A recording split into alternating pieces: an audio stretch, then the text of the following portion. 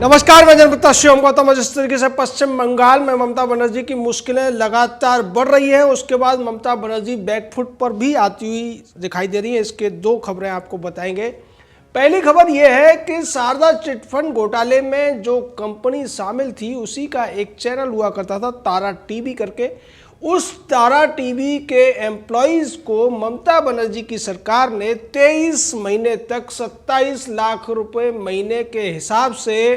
Salary दी थी। और यह सैलरी दी गई थी जो मुख्यमंत्री का आकस्मिक आपदा फंड होता है, आपदा फंड में से ये सैलरी दी गई, जिसका टोटल अमाउंट बैठता है 6 करोड़ 21 लाख रुपए। और ये उन लोगों को दी गई या उस कंपनी के कर्मचारियों को दी गई जो कि शारदा चिटफंड घोटाला हुआ था 2,500 करोड़ का, जिसमें तमाम छोटे छोटे लोगों को, छोटी छोटी बचत करने वाले लोगों को निशाना बनाया गया था 3 पॉन्जी स्कीम के द्वारा। और उस पूरे पैसे को लेकर भाग गई थी शारदा चिटफंड कंपनी। इस पूरे मामले में ममता बनर्जी के कई करीबियों पर शिकंजा भी कसता हुआ दिखाई दिया था, लेकिन वही ममता बनर्जी का विधान नगर का जो तत्कालीन कमिश्नर था, उसी को ममता बनर्जी ने इस पूरी की पूरी जांच का अध्यक्ष बना दिया था एसआईटी का। उसका नाम था राजीव कुमार, जिसके बाद में सीबीआई ने सवाल उठाए थे और सीबीआई राजीव कुमार को गिरफ्तार करना चाहती थी, लेकिन ममता बनर्जी उसके पक्ष में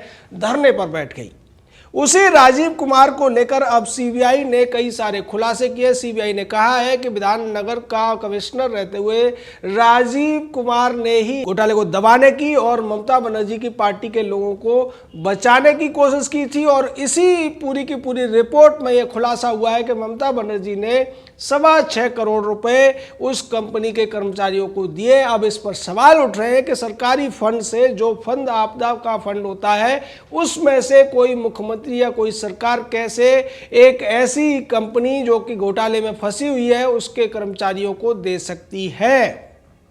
ममता बनर्जी को इसका जवाब देना पड़ेगा। दूसरी तरफ राजीव कुमार की गिरफ्तारी को अब ममता कैसे रोक पाएगी, यह भी जवाब देना पड़ेगा, क्योंकि राजीव कुमार अभी जमानत पे है। और पिछले साल जब उसको सीबीआई गिरफ्तार करने गई थी तो ममता ने बहुत बड़ा ड्रामा किया था, लेकिन अब सीबीआई ने स्पष्ट कर दिया है कि राजीव कुमार को हिरासत में लेकर पूछताछ करने की जरूरत है, क्योंकि उसने बहुत सारे जो इलेक्ट्रॉनिक सबूत थे, जो दूसरे तरीके के सबूत थे, उनको मिटवा दिया या उनको नष्ट करा दिया है, जिसकी वजह से जो तार हैं सूचनाओं के, उनको जोड़ना काफी मुश्किल हो रहा है। और इसीलिए राजीव कुमार को सीबीआई गिरफ्तार करना चाहती है। राजीव कुमार की गिरफ्तारी सीधे तौर पर ममता बनर्जी के लिए एक बहुत बड़ा झटका साबित होने वाली है पश्चिम बंगाल में। पश्चिम बंगाल की राजनीति में ममता बनर्जी जिस तरीके से एकदम खड़ी हुई और खड़ी होकर उनकी सरकार आई, 2007 में नंदीग्राम का आंदोलन चला था और उस आंदोलन में एक गोलीबाजी हुई थी। तब वहां पर वाम मोर्चा की सरकार हुआ करती थी, वामपंथियों की सरकार हुआ करती थी।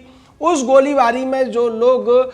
शहीद हुए थे उनके नाम पर एक कार्यक्रम हुआ करता था 7 जनवरी के दिन। और उस कार्यक्रम में लगातार ममता बनर्जी अब तक जब से वो शुरू हुआ था जा रही थी, लेकिन इस बार ममता बनर्जी की तरफ से घोषणा की गई है कि वो इस कार्यक्रम में इस बार नंदीग्राम नहीं जाएंगी। ये देखने को खबर छोटी आपको लगेगी, लेकिन जब हम इसका दूसरा हिस्सा बताएंगे तब आपको लगेगा कि हाँ, ये खबर बहुत बड़ी है। दरअसल ममता बनर्जी ने नंदीग्राम का जो प्रोग्राम है वो कैंसिल इसलिए किया है क्योंकि शुभेंदु अधिकारी, जो नंदीग्राम के उस पूरे आंदोलन के पोस्टर बॉय थे, मुख्य एक किरदार थे, उन्होंने नंदीग्राम चलो की एक रैली का आयोजन किया है। और उस रैली में तमाम लोगों के जुटने की जो संभावना है उसको देखते हुए ममता बनर्जी डर गई हैं और ममता बनर्जी ने अपना हर साल होने वाला 7 जनवरी का कार्यक्रम पूरी तरीके से निरस्त कर दिया है और अपनी जगह अपनी पार्टी के प्रदेश अध्यक्ष को वो वहां पर भेजना चाहती है या भेजने की तैयारी कर रही है। इस सब के पीछे की वजह यह है कि नंदीग्राम में शुभेंदु अधिकारी की जो होल्ड है, शुभेंदु अधिकारी का जो दबदबा है, शुभेंदु अधिकारी नंदीग्राम से ही विधायक रह चुके हैं और इसीलिए ममता नहीं चाहती कि अगर शुभेंदु अधिकारी की रैली में ज़्यादा लोग आ गए और ममता की रैली में, ममता के कार्यक्रम में लोग कम आए तो निश्चित तौर पर इसको कंपेयर करके देखा जाएगा, इसकी तुलना की जाएगी और वो सीधे तौर पर ममता बनर्जी के लिए झटके वाली बात होगी। इसके अलावा ममता बनर्जी को यह भी लगता है कि जिस तरीके का व्यवहार उन्होंने शुभेंदु अधिकारी से किया या शुभेंदु अधिकारी के खिलाफ जिस तरीके से उनकी पार्टी के लोगों ने उनके पार्टी छोड़ने के बाद बयान दिया, एक नेता ने तो यहाँ तक कह दिया कि ये वायरस था और वायरस चला गया, अब पार्टी पूरी तरीके से सैनिटाइज हो गई है। इस तरीके की बातों का अगर जवाब नंदीग्राम के लोग मांगेंगे तो फिर ममता बनर्जी क्या बोलेगी, कैसे बोलेगी, किस तरीके से जवाब दे पाएगी। इन्हीं सब शर्मिंदगी वाली स्थितियों से बचने के लिए ममता बनर्जी ने ये घोषणा की है कि वो इस बार नंदीग्राम में होने वाले शहीद स्मृति कार्यक्रम में भाग नहीं लेगी और इस कार्यक्रम में भाग न लेने का अभी तक कोई कारण ममता बनर्जी ने नहीं बताया है। लेकिन पश्चिम बंगाल की जनता बेहद समझदार है, वो अच्छी तरीके से समझती है कि ममता बनर्जी क्यों नहीं आना चाहती है नंदीग्राम, और सीएम बनने के बाद वो लगातार इस कार्यक्रम में जाती रही है, लेकिन अब वो ऐसा नहीं कर रही है, जिसे सीधे तौर पर ममता बनर्जी की चुनावों से पहले एक बड़ी हार के रूप में देखा जा रहा है। और ये हार केवल भारतीय जनता पार्टी घोषित कर रही हो इसलिए नहीं है, बल्कि खुद ममता बनर्जी ने सीधे तौर पर शुभेंदु अधिकारी के सामने हार मान ली है। जैसा कि ममता की पार्टी के लोग कहते हुए नजर आ रहे थे कि शुभेंदु अधिकारी के जाने से बहुत फर्क नहीं पड़ना है, कुछ लोग इस तरीके से आते हैं जाते हैं, जिन्हें जाना है जाएं। ममता ने भी खुद कहा था कि जिन्हें जाना है वो जाएं, हमारी पार्टी में कोई दिक्कत नहीं है। लेकिन अब ऐसा लगता है कि शुभेंदु अधिकारी के जाने से ममता बनर्जी को एक बड़े क्षेत्र में बहुत बड़ा धक्का लगा है। अगर शुभेंदु अधिकारी के प्रभाव क्षेत्र की बात की जाए तो 60 से 65 विधायकों के जो इलाके हैं, जिसमें करीब 6 से 7 लोकसभा सीटें हैं, उनमें बहुत अच्छा प्रभाव रखते हैं शुभेंदु अधिकारी। उसके अलावा वो एक जन नेता के तौर पर जाने जाते हैं। इसकी वजह से वो न केवल अपने क्षेत्र में प्रभाव रखते हैं, बल्कि पश्चिम बंगाल के दूसरे इलाकों में भी उनका प्रभाव है, और उनकी वजह से ममता बनर्जी को वोटों का बहुत बड़ा नुकसान होने जा रहा है। इस पूरे मामले में एक और चीज देखी जा सकती है कि जो ममता बनर्जी अब तक ये मानकर चल रही थी कि उनको बहुत ज्यादा नुकसान नहीं होगा पश्चिम बंगाल में, लेकिन अब उनके जो सलाहकार हैं वो भी उन्हें बताने लगे हैं, चाहे पीके हो या दूसरे लोग हों, कि ममता बनर्जी को आने वाले चुनावों में नाकों तले चने चबाने पड़ेंगे और इस सब से निपटने का कोई भी उनको तरीका नहीं सूझ रहा है। वो पिछले दिनों शरद पवार से भी मिली, उन्हें यह लगता था कि शरद पवार उन्हें कुछ गुर सिखाएंगे, लेकिन ममता बनर्जी भूल गई कि शरद पवार अपनी पार्टी को कभी भी पूरे महाराष्ट्र में अपने दम पर सत्ता में नहीं ला पाए। वो एक क्षेत्र विशेष के नेता बन के रह गए। हालांकि वो राष्ट्रीय स्तर पर उनका पहचान जरूर बनी, लेकिन पूरे महाराष्ट्र में कभी एनसीपी यानी कि नेशनलिस्ट कांग्रेस पार्टी ने सत्ता पाने लायक या 100 का आंकड़ा पार किया हो, ऐसी स्थिति अभी तक नहीं आई है। तो इस स्थिति में ममता बनर्जी के पास अब ले देकर कुछ नहीं है। वैसे एक खबर यह भी थी कि ममता बनर्जी एक बड़ा आयोजन करना चाहती है, जिसमें सभी विपक्षी पार्टियों को पश्चिम बंगाल में बुलाकर वो एक संदेश देना चाहती है कि विपक्षी एकता के माध्यम से जैसे गुपकार गैंग बनाकर जम्मू कश्मीर में एक कोशिश की गई थी, उसी तरीके की कोशिश पश्चिम बंगाल के चुनावों से पहले की जा सकती है। और इसकी तरफ शरद पवार ने भी इशारा किया था। शरद पवार की तरफ से कहा गया था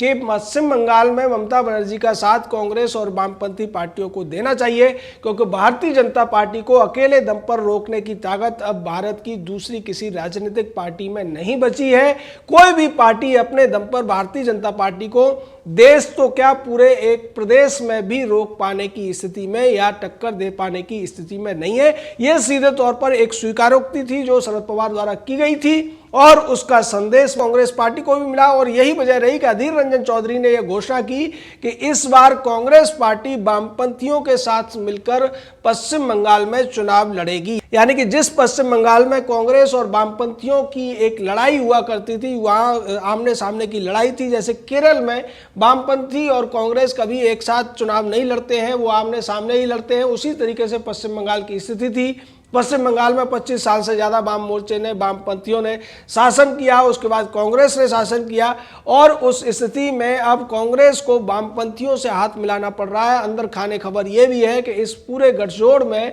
ममता बनर्जी कैसे शामिल हो सकती हैं, इसको लेकर माथापच्ची चल रही है। लेकिन यहाँ पर एक सवाल उठता है कि अगर ममता बनर्जी के साथ में वाम दल मिल जाएंगे, कांग्रेस मिल जाएगी, तब भी इसका फायदा भारतीय जनता पार्टी को होगा, क्योंकि ज़्यादातर वामपंथियों के भी समर्थक, कांग्रेस के भी समर्थक ये चाहते हैं कि ममता बनर्जी को सत्ता से हटाया जाए, सत्ता से अलग किया जाए। लेकिन अगर ये दोनों पार्टियां किसी राष्ट्रीय नेतृत्व के दबाव में या आला कमान के दबाव में ऐसा करती है तो उस स्थिति में भी ये आपने एक तरीके से कुल्हाड़े पर कूदने के जैसा होगा, एक राजनीतिक आत्महत्या जैसी होगी, क्योंकि उसका भी पूरा फायदा भारतीय जनता पार्टी को मिलेगा, इसकी पूरी उम्मीदें हैं। अब यह पीके ने जो दावा किया था उसकी भी चर्चा कर लेते हैं। जब अमित शाह गए थे पश्चिम बंगाल और शुभेंदु अधिकारी भारतीय जनता पार्टी में शामिल हुए थे तो पीके ने यह कहा था कि मैं ये दावे के साथ कह रहा हूं और मेरे इस ट्वीट को आप संभाल कर रख लीजिए कि पश्चिम बंगाल में भारतीय जनता पार्टी दहाई का आंकड़ा भी नहीं छू पाएगी और पश्चिम बंगाल में तृणमूल कांग्रेस ही सरकार बनाने जा रही है, भारतीय जनता पार्टी झूठा सपना देखना छोड़ दे। लेकिन अब यह निश्चित है और ऐसा कहते हुए पीके ने यह कहा था कि मैं अपना इस तरीके से राजनीतिक कैरियर छोड़ दूंगा अगर यह नहीं हुआ तो। अब ऐसा लगता है कि पीके को अपनी बात या तो वापस लेनी पड़ेगी या फिर उसे यह धंधा छोड़ के कुछ और धंधा अपनाना पड़ेगा और यह बात पीके की समझ में भी आ गई है।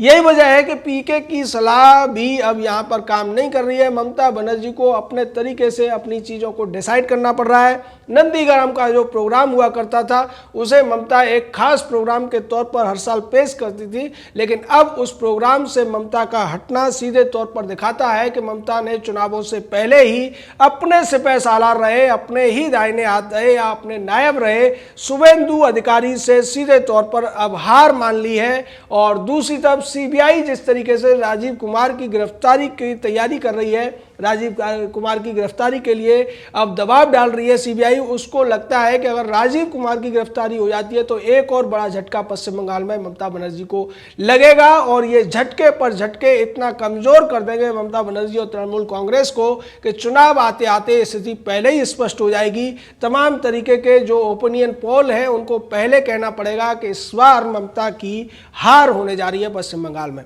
जय हिंद, जय भारत।